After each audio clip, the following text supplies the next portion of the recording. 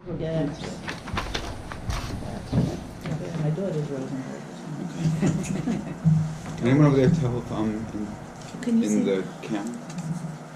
Yeah, For whatever You're reason, right in the middle. that's what they want there. Okay. yeah, it's right, it's right. Okay, great. Welcome back, or welcome not back, for those of you who are new. It's always nice to see new faces. So this week I tried to scale it back. There was more I could have sent you, and I actually heard a new podcast this week. It was a remarkable story. They had, I think we've discussed This American Life before. This week's episode, or at least the one that I'm current on, it was about decision makers, people who had hard decisions to make.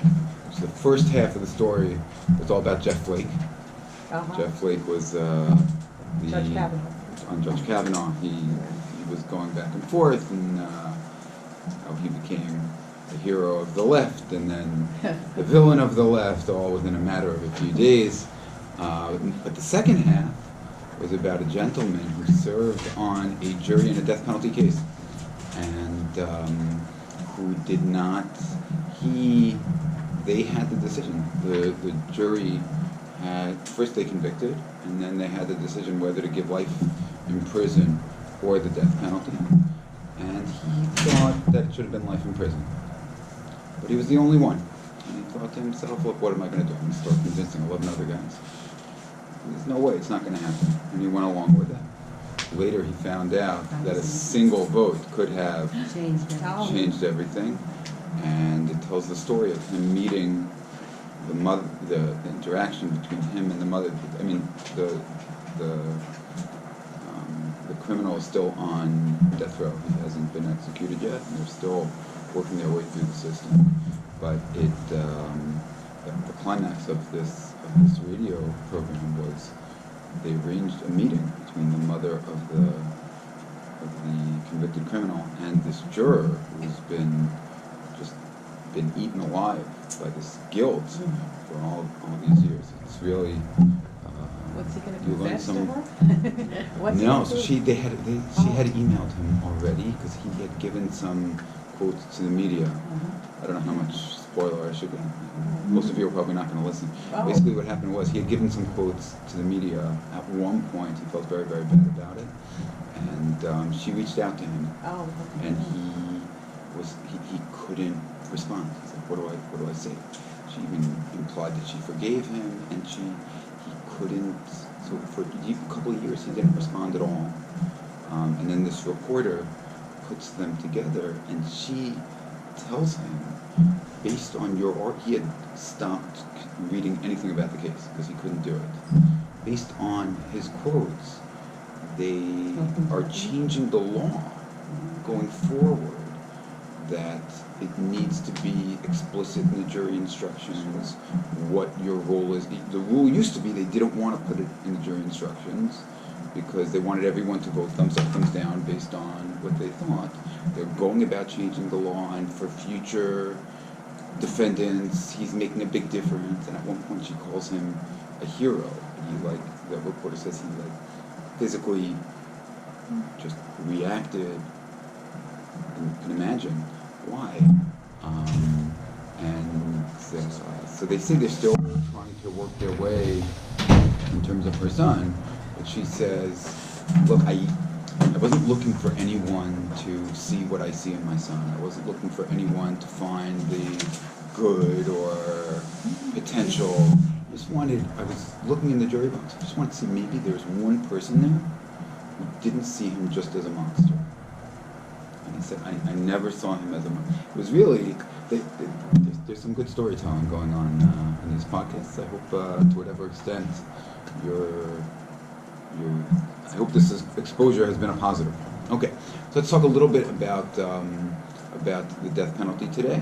I want to do it a little differently. Instead of just a broad overview of the death penalty, I'll cut straight to the chase, give a little bit of background sources on how we got there, and then just a few things listening, knowing a little bit about the Torah law and about listening to the More Perfect episode that triggered this session. That was the first episode ever of More Perfect. The first 2 seasons are as good as anything that I've heard. If you want to listen to another one, the best episode they've ever done, the best story, I think, on theirs is actually episode 2 of season 1, the next episode.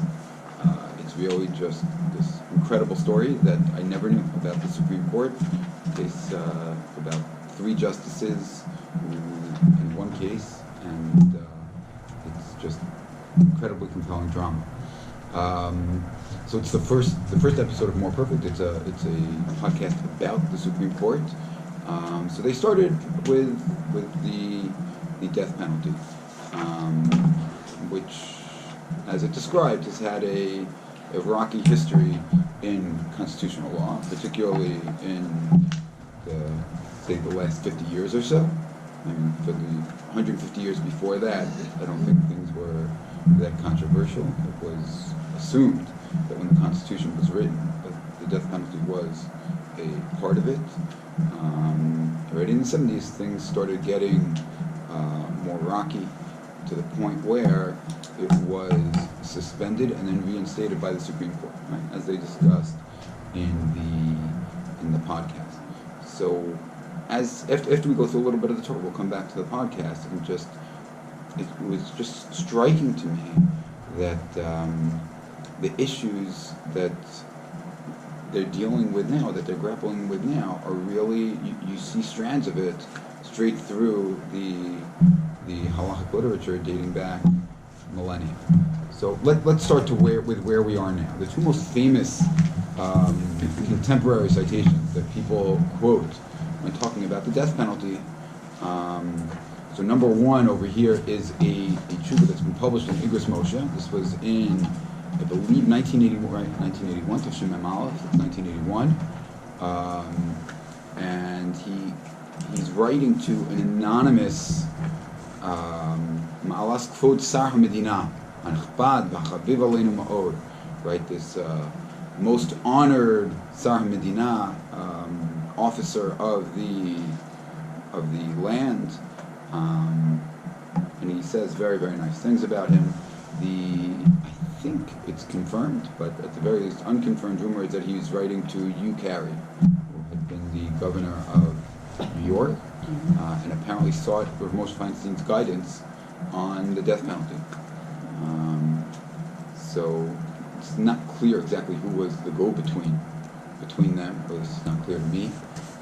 Presumably, Hugh Carey didn't read it in the original Hebrew, but this is how it survived in the Igros Moshe. So first he says, like, you're awesome that you're coming to ask me this question, right? That you're looking back to traditional biblical sources and not just looking back to the Torah, but through the lens of Torah Sheval Peh. Says that's remarkable, and I appreciate that you have faith in me that I'll be able to give you that answer, and I'll do my best. Okay, that's paragraph number 1.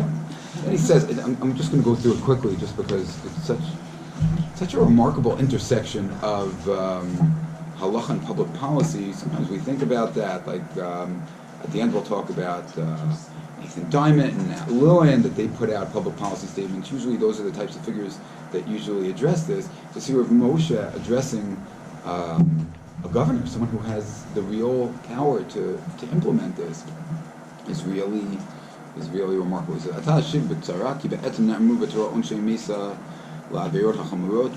right? You do have biblical death penalty.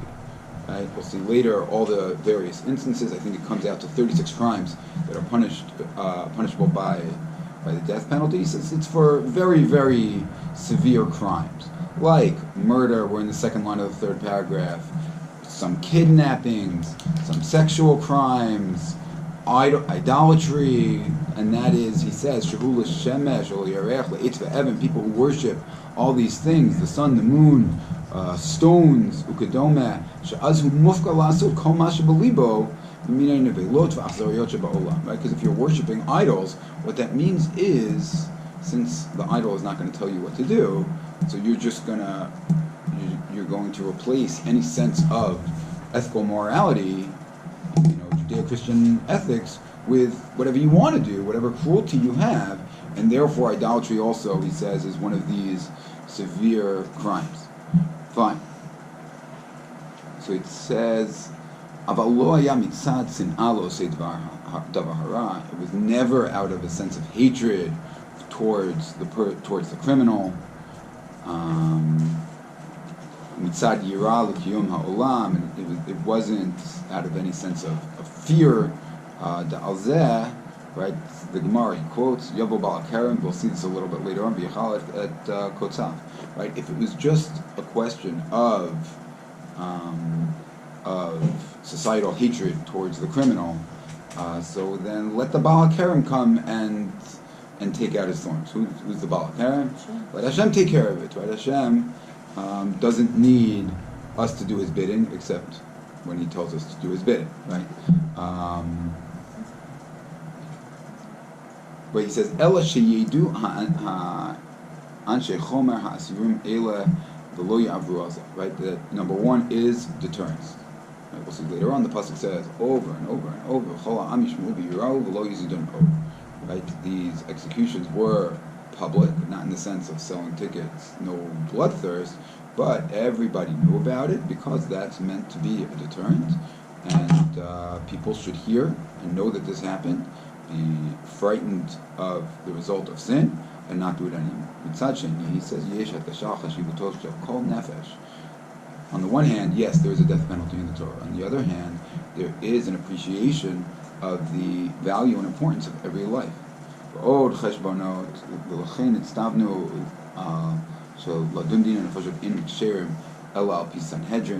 Right? It's interesting. He goes and he says, this whole jury of your peers thing, that seems to be lacking, right? You need people who have a true appreciation for life. So it can only be done by Sanhedrin of 23 people. Right? Only great people who know Torah, who know other wisdoms. Anavim ma'od yirei Hashem. They were God-fearing. They were humble. So mamon or they emet. They hated money. They loved truth.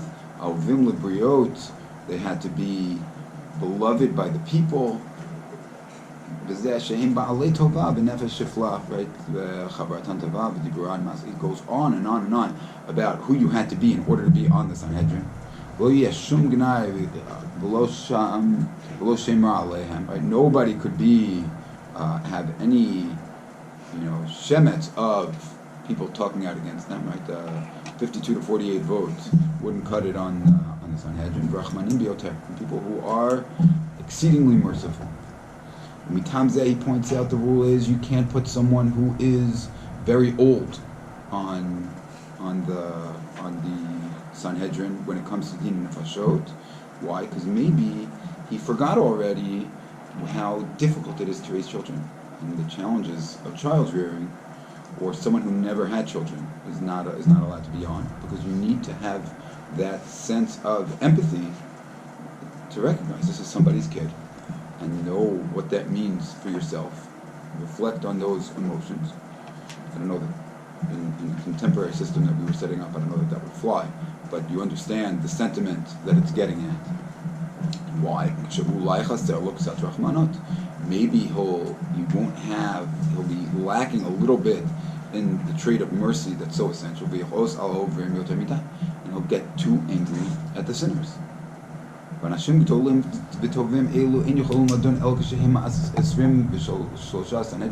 to gather 23 people just like this. So you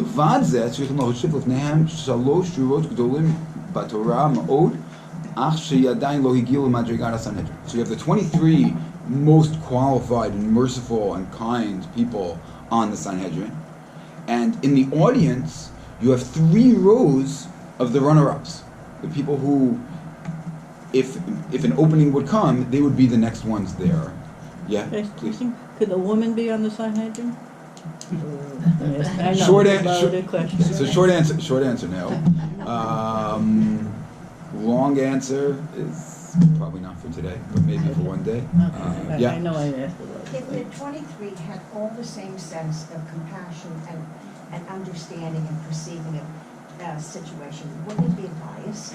And there'd be no way of someone having an alternative way of perceiving the situation? I don't know, is sensitivity bias? If they all thought alike, was it fair? I don't know if we're saying that they all think alike. They didn't have the same political. We're saying that If they all think similar and they perceive it, like the older person understands what it means to raise a child and what they're out there maybe, doing in life. maybe. Again, I don't know that I would have said that you hit a certain age but it's they're saying this is a concern, and therefore we want to make sure that we're stripped out of it. He's going to say, yeah. How does somebody get picked? I mean, what's the process of picking Sanhedrin, and is it a lifetime appointment? So apparently it's not a lifetime appointment, right? Because apparently, at least when it comes to Nefashot, you age out. We're not talking over here about the Sanhedrin of 71 that sat in the Beit HaMikdash. Okay, so this is a smaller tribunal. This is 23. This can happen in other places. And what he's just saying, these are the things that we look for when we're constructing a Beis Din of 23 for a death penalty. So I don't know if it was if each city had, but they didn't. I don't know if it was 23 people who sat for everything, or a roster from whom they would construct each Din Torah. If you run the numbers, there's a high proportion of judge to citizen ratio. That ratio is pretty high, right? You had you had judges per 10, per 50, per, right? You had all those in Pasha Yitro. It says how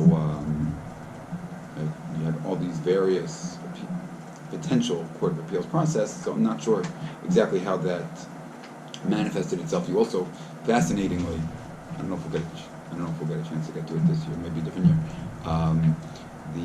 The Ramban at the beginning of Parsha Shoftim talks about how it says Titin Locha B'chol Sha'arecha. So he goes through how they had a two-tiered court system, that you had the courts of the Shevet and you had the courts of the city. Each city had its courts, and the Sanhedrin was at the top of both. And he really sounds like he's describing federalism, right? How you have the state court system and the federal court system, and they had jurisdiction over different types of crime. And what happens if you have what we call diversity jurisdiction, right? If you have, parties from different federal courts. So it's really amazing how we're talking 1,000 years later. A lot of these. A lot of federal, it's really not today's thing, but the ideas behind federalism you see all the time about the notion of a single nation and Shvatim. Like, we didn't have to be divided by Shvatim, right? That wasn't necessary. Shevet has its flag. Shevet has its identity under the identity of Klal Yisrael.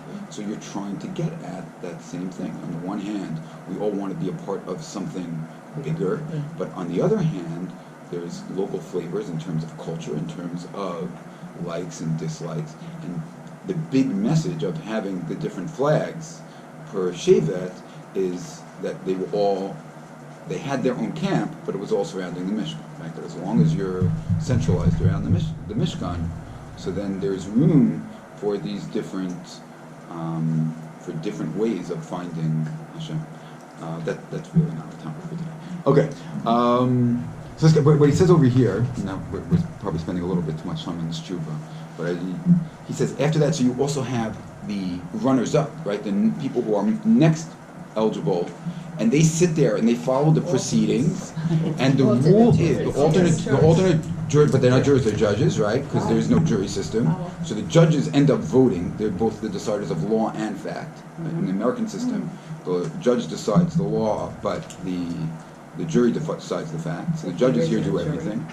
But the rule in capital cases is that those students, the alternates, so are they allowed to contribute or are they not allowed to contribute? So the answer is, it depends. They can contribute if they have something in favor of the defense, but they can't contribute if they have something in favor of the prosecution. Right? And for example, in death penalty cases, you need a supermajority to convict. right? You can't just win by one in a capital case, right? So it's 23. 12-11 to acquit, 12-11 to convict, doesn't get you the death penalty, right? So you have all of these things pushing you in a certain, in one direction, but we do have a death penalty. So you see this tension, this uneasiness, as it were, with the death penalty. Why? Right? We want to make sure, super sure, that we don't accidentally convict him. Yeah. How much weight does their feelings hold? Like if they're alternatives, alternate. No, they can just raise. But what about this? They don't get votes. They But don't have any weight in the society. no, but they can make suggestions. Like, did you consider this source? Did you think about that possibility? But they're only allowed to do that in one direction, right? They can't push towards the prosecution. Okay, and then he points out, and we'll say this later, that the procedural requirements are very, very weighty, right? You need 2 kosher witnesses. You don't have to get into who they are, but you need 2 kosher witnesses, and you need a warning. The demands for a kosher warning are so heavy that basically it seems like the only way you could have an execution is suicide by beta, right? I mean, the way that we paskin is you need both a warning, which needs to follow a certain script, right? Know that what you're doing is a violation and you're subject to the death penalty, and the criminal has to respond. We need kabbalat hatra'ah. He needs to say, Yodeani v'almanat kein yosef, right? I know, and I'm doing it on condition that it's all right, unless you have to be a Talmud Chacham to get executed, right? Otherwise, you're not going to know what to say. So he points all that out. And we not only don't we try capital cases when there's no Beit HaMikdash, but even for the last 40 years, before the Beit HaMikdash was destroyed, they stopped doing capital cases, and this could go either way, because there were too many murders. Right? So what does that mean? Either you're not being effective with your deterrence and therefore don't bother, or maybe it means we don't want to execute so many people, right? For whatever reason, they stopped even prior to the destruction of the Beit HaMikdash. I skipped all the way to the end of that paragraph.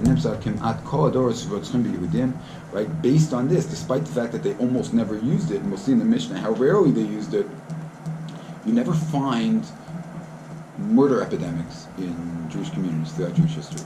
I mean, we were being murdered by enemies, but within Jewish communities, you never find, even though the death penalty wasn't used often, that wasn't the case, right? Because he says the Torah tells us how the death penalty is there, right? Walk softly and carry a big stick. The death penalty was there to show us how grave these sins are, and therefore that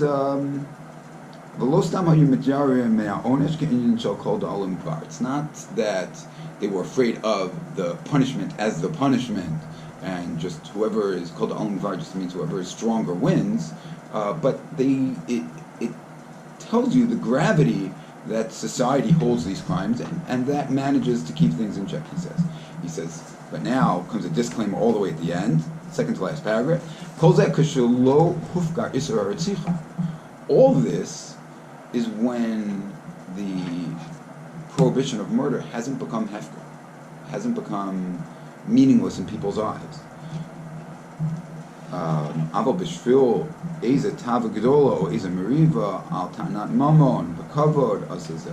If we're talking about murderers who, okay, so they gave in to some kind of overwhelming desire or slight or anger. If people just, life has become so trivial that they commit murder, and he's exceedingly cruel.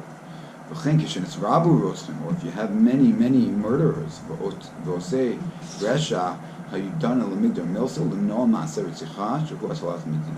in that case, you do what you need to do. Right? This is early 80s. This is pre-Giuliani in New York. So I remember when growing up, crime was a major issue on everybody's mind. So Moshe says, in order to maintain society, you do what needs to be done. So that was the advice that he gave. And then he says nice things to this Sarah Medina on the way out as well, and signs it Moshe Franz. Where Aaron Solveichik sent a letter to David Lukens, he is much more one-sided, right? In my humble opinion, from halachic point of view, every Jew should be opposed to capital punishment. It's true that the Torah recognizes capital punishment. However, the Torah delegates the authority to mete out capital punishment only to Sanhedrin and not anyone else. Even Sanhedrin are not able to mete out capital punishment if there's no Beit HaMikdash. Even capital punishment among Bnei Noach can happen when there's no service of the Beit HaMikdash. The Torah encompasses the execution of capital punishment with numerous multifarious requirements and prerequisites, so that the realization of capital punishment is only theoretical. That's a jump, right? I think Rav Moshe would have said it's almost only theoretical. We'll see the mission that they're both basing it on. Sanhedrin carries out one execution in 7 years as characterized as a murderous Sanhedrin. Rabbi Kiva and Rabbi Tarfon say that if they had been on the Sanhedrin, no person would ever have been executed because of the numerous restrictions and requirements in connection with the execution of capital punishment. Hoping this clarifies my point of view on capital punishment, I remain respectfully yours, Aaron Solveichik. Right? Aaron Solveichik, I think, was famously more liberal than his brother on a number of issues. So he comes out guns blazing, no death penalty at all. And you see this. I heard in preparing, I listened to a shir by Rabbi Jonathan Zirin from Toronto. He quotes from Professor Gerald Blitzstein. Very interesting part, right? How do we translate lo tirtzach? What does it mean? The sixth commandment is not don't kill. My students often do. It's don't commit murder. What's the difference between killing and murdering? So I think a lot of us recognize this intuitively, and the Rashbam says this explicitly. Murder is unjustified killing, is illegal killing. But there are times when it's justified to kill, right? War, in self-defense or defense of others, executioners, and yet he points out, this pasuk I never caught before, Kol ma'ken nefesh lefi edim yirtzach et harotzeach, ve'ed echad lo ya'aneh b'nefesh la'amut. It says, let's say you have a capital case, what do you do to the murderer? Yirtzach et harotzeach. What do we do to the murderer? We murder the murderer. What would we have expected it to be? We kill the murderer. We execute the murderer. He points out over here that even the pasuk itself, for all the mot yumat, b'chol ma'am yishma'u v'yira'u, there is this tension that in the end we're taking a life, and that's not simple. And yet, the Rambam in source Vav lists the 36 penalties that are given. You can look over there what they are. So on the one hand, it's very much a part of our legal system, but on the other hand, there's this seeming reluctance to actually use that tool, even though it is clearly part of the toolbox. Even within the context of execution, if you look in Source Zion, it says, what do we do before a witness who's about to testify in a capital case? Haviodin, realize, right? This is not Ruvain owes Shimon $100 that you're coming to testify over here. Adam notin mamon mitkapelo, right? If you're not truthful in a case about money, you pay the money back, you do tshuva, and you can move on, you can be forgiven. It doesn't work that way. But there's a quote, Rashi quotes the Medrash, that he explains that Damo, the blood of the wrongly killed person, all of his future descendants, their blood cries out forever. Right? Cain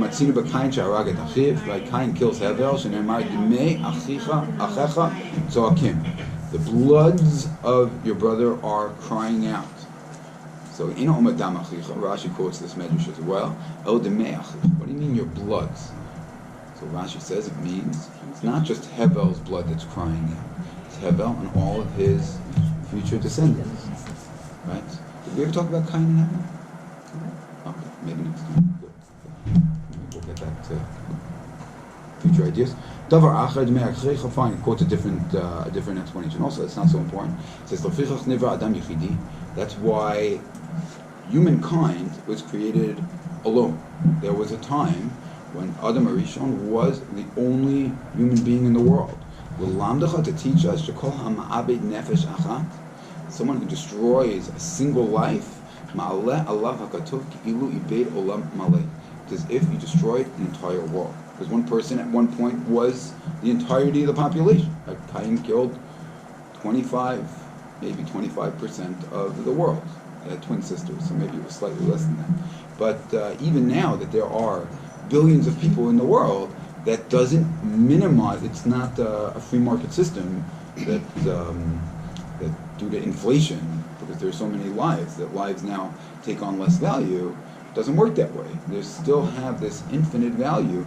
Each life equals a world. So this and anyone who's anyone who saves a life, it's as if he saved an entire world. This is the Musar Shmuz, that we are giving a witness who's about to testify in a capital case, right?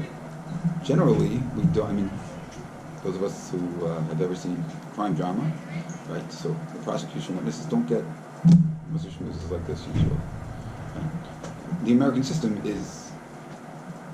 often works, right? In other words, you have each side trying to win, and hopefully, if they're equally good, the truth will emerge somewhere in the middle.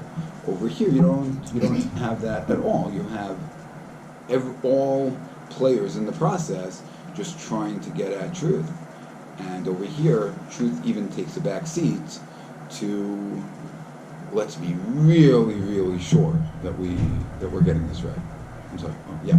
This about Dalachicha seems to somehow justify the another pattern that you see where there's a revenge where you avenge the blood of, it sits on a family to avenge the blood of somebody. So this idea of that someone's life is being cut off and all future generations seems to almost have this familial obligation to avenge this person. Right. Right. So Ari Miklat. So I think both of you are talking now. That's more within the context of an accidental kill, right? In other words, if someone kills accidentally, so then the Go Adam is a very bizarre, non-Torah sounding kind of rule, right? That the based on appoints a close relative to be the Go Adam, to be the redeemer, that person can kill the accidental killer unless they are in your miklat. I once heard, I think this makes a lot of sense to me, I heard from Rabbi Saul Berman, one of the very, very few things I remember from my learning in camp when I was a kid. I feel really bad about that. A lot of excellent educators put a lot of time into it. But this stuff I do remember. So he explained that, if I'm remembering correctly, that the point is that the real punishment is not that the accidental killer gets killed. We could have executed him if we wanted to. We want the accidental killer to go into Gola, to stay in the Ir Miklat. How are we going to make sure that he stays in the Ir Miklat? So either we could have an entire bureaucratic system that's going to keep a checklist of everyone who needs to be there and check, ID cards to make sure that nobody is ever caught outside, or everyone can have their own personal warden, right? That makes sure, why am I going to stay in the Ir Miklat? Because the second I leave, Jim, whose brother I killed, is going to take me out. Right? So he viewed it more as enforcement than vengeance. Although I will admit, it definitely sounds like there's a vengeance piece to it. And vengeance doesn't... There's a piece of that here also. We're going to see it soon in terms of justifications for the death penalty. I don't know that vengeance is a religiously dirty word, right? It says, Lo tikom v'lo titor, we should not take vengeance. But if you look in the commentaries, the Sefer HaChinuch, I think, talks about how that's a bin adam l'makom prohibition. In other words, by me taking vengeance, that shows that I think that what this person did to me is unjust. And really, we should have faith that whatever I have coming to me was going to come to me whether that person did it or not. I should believe in Hashem. but we see that God is a kel nekamot, right? We see vengeance on Hashem's part all the time. Right now, I don't know if anyone has joined into the 929 movement. Have you heard of this? You do a parak a day of Tanakh. So I joined this year to try this. They just finished to go around about, apparently it's 2.5 months ago already, because someone pointed out to me that we're 65 prakim in, you do 5 prakim a week. So we just last night at the discussion group that I'm in, you finish Tanakh in 3.5 years, which sounds like a pretty good deal. So for now, at least I've joined. So far, it's the easy part. Like, lots of fun, gracious shmos. If you miss it, it's pretty quick to go on. We'll see how active I remain in the unfamiliar portions of Nach. But in any event, so in the discussion group last night, we were talking about Makat Bechorot, and a friend and teacher of mine said, every year at the Seder, my kids have a very hard time with Makat Bechorot, right? Where that doesn't resonate with them, that Hashem is punishing seemingly innocent people. I don't know that we necessarily have to go down this path right about now, but the notion of vengeance for crime, I think, is not un-Jewish, to put it mildly. If anyone's interested, Rabbi Meir Soloveitchik, a number of years ago, wrote an article called "The Virtue of Hate." It was very controversial at the time, and he published it in First Things, which is a primarily Christian magazine. It's a journal of religious thought, but the editors are Christian. He put it there, and he said that one area where Judaism and Christianity differ is that Christianity preaches turning the other cheek, and in certain instances of extreme evil, and he put in all the disclaimers that were necessary, we celebrate the downfall of our enemies, and that's something he said that we don't need to be ashamed of. It's funny, I went to, so that actually, it was earlier internet days, but still it made a big splash, and there were lots of commentaries, and he was looking to see what people have to say about it at one point, and he's reading some of the comments in a blog, and one person is attacking him, and another person comes to defend him, whatever, as you might expect, and the attacker says to the defender, like, why are you kissing up to Rabbi Soloveitchik? What, you think he just goes around Googling his own name to see what people are doing? He surreptitiously X'd out the box, feeling a little uncomfortable about it. It's controversial, it's not simple, but I think there definitely are strands within Chazal that embrace the notion of the kel nekamot. Yeah? Is that the virtue of hate toward another Jew or just toward non-Jews? I think all of his examples were non-Jewish, but I don't know, you could imagine right, hypothetically, a Jew being evil enough to earn that kind of status. I don't know. I don't know that we're immune. There's that tefillah, that Shema. When you go to say Shema before you go to bed, it says to forgive every Jew, to forgive every person. Right. I should forgive every Right. person. That's a very good and fair point. I wonder, and now we're really getting a little far afield, sometimes there are, before Rosh Hashanah Yom Kippur, a lot of people talk about this, right? That forgiveness is definitely a virtue, and we know Hashem Tzilcha, Hashem is our shadow, and the way that we judge others is the way that we can anticipate being judged by Hashem. On the other hand, not all crimes are ours to forgive. So I think there's definitely a balance. And also you want the forgiveness to be meaningful, right? So if someone harmed us in a way that really is too significant to feel, I mean, he's talking about very, very evil people, right, for the most part. So I can't think of examples in the Jewish world, thankfully, but I don't know that we're necessarily immune, although you're right, we do have V'ahavta l'reacha kamocha, and people talk over there, how do you deal with very, very bad people? Okay.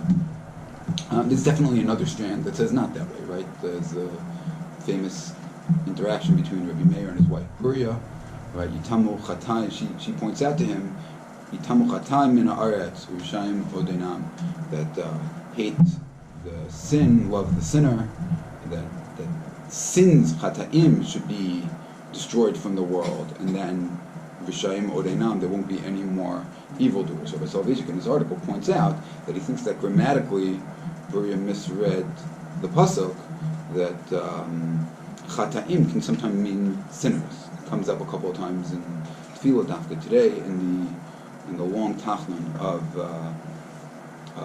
Monday and Thursday. So we say Sheyad l'tshuva l'chata'im u'leposhim. I think I misquoted it, but that's the point, that it refers to Chata'im and Poshim, not Chotim and Poshim. Okay. Either way,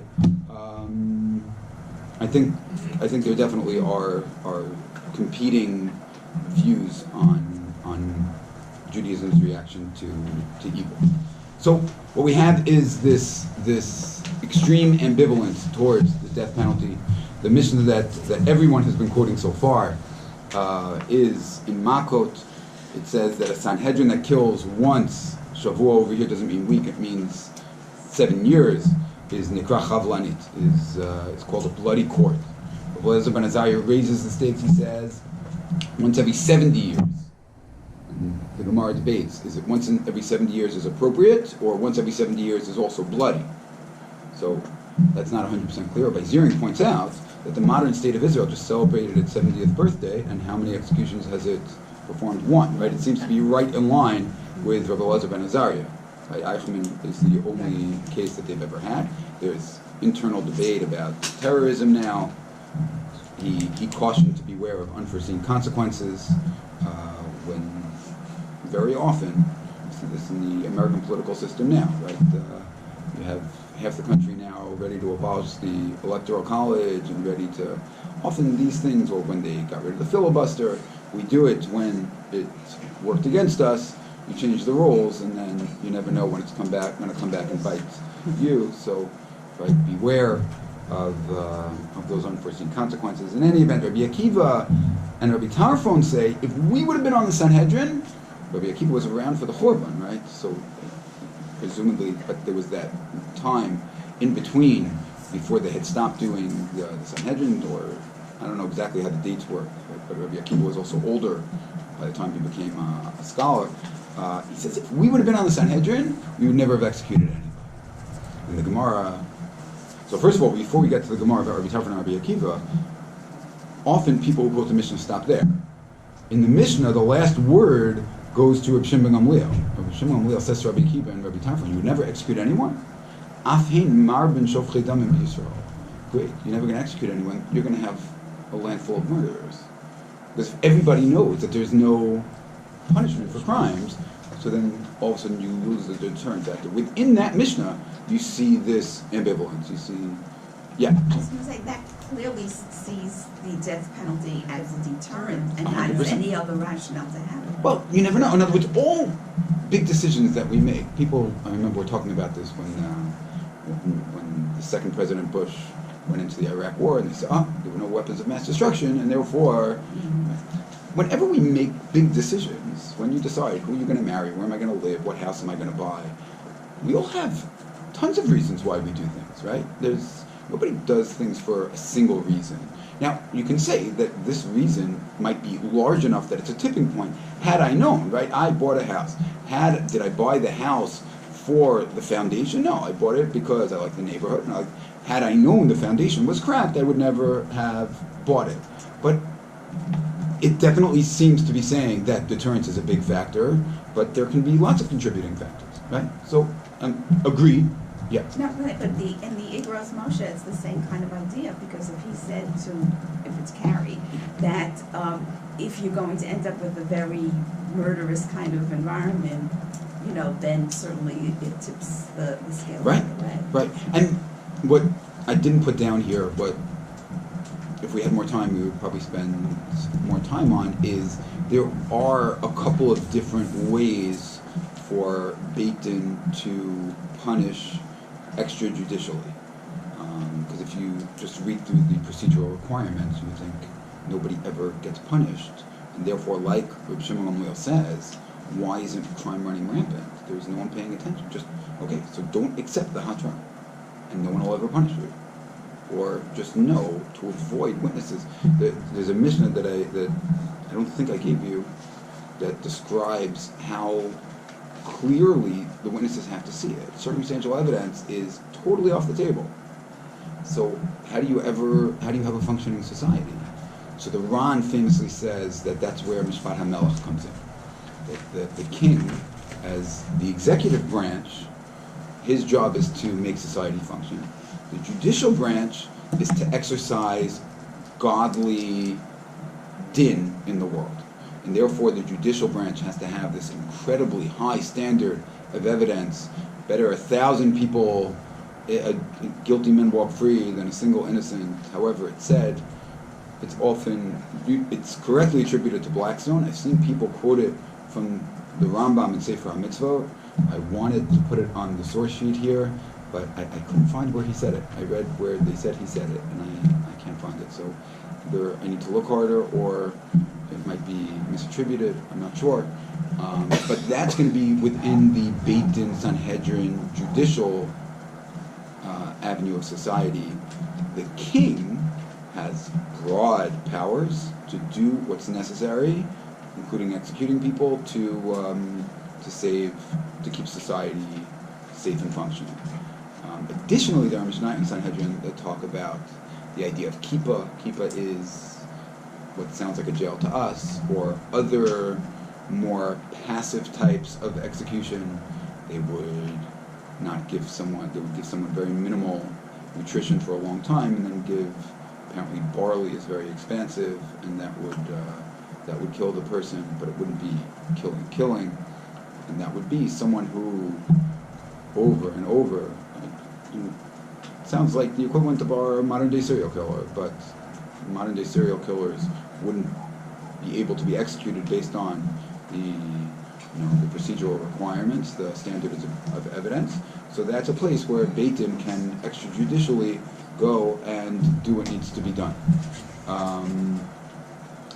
The Gemara over there, just to wrap up Rabbi Tarfon and Rabbi Akiva, they say we would never execute someone. So what do you mean? What would they do? If they come to you with testimony and they say, I saw Reuven kill Shimon, and I have the two witnesses, and he was... How could you say you would never execute anyone? You have to follow the law. You don't get to decide this. He says, no. He says, how do you know? Right? Maybe this person was a treifa who says he was healthy. And someone who kills a treifa is someone who has a physical defect that means that they're certain to die within the next 12 months. Now, that is absolutely murder. If you see someone trying to kill a treifa, you kill them to protect the treifa, but you can't give a death penalty based on it. So he would say to the person, well, how do I know that he's a treifa? That he wasn't a treifa. Maybe he's a treifa. And let's say they come back, let's say he went to the doctor that morning, came back with a clean bill of health. He says, okay, but you're going to say, well, he stabbed him, or you do an autopsy, right? You do an autopsy? We don't do autopsies. But let's say they say, you do an autopsy, you see the person was very, very healthy. Okay, but he stabbed him in the heart. Maybe right where he stabbed him, there was already a hole there. Maybe 10 minutes earlier, somebody came and stabbed him first. So you ask enough questions so that it can't be. They say, okay, that's great with murder. What about Gilei Arayot, right? Let's say they come in and they say this person committed adultery. Really? Rabbi Akiva and Rabbi Tarfon say, you saw them commit adultery. So they say, whatever it is, we'll just ask them enough questions until they can't possibly give a truthful and an accurate answer, and then they could just not give the death penalty at all. So it definitely seems to be important to have, just to bring it back, this is exactly what we're talking about on the podcast, right? We know that the death penalty was on the books for many, many years. It was not considered unconstitutional. And then there's this discomfort with it. So how do we deal with the fact that it's there, and we understand why it's there, and the important role that it might fill in society, but our discomfort? Now, religiously, you have an out, right? It says,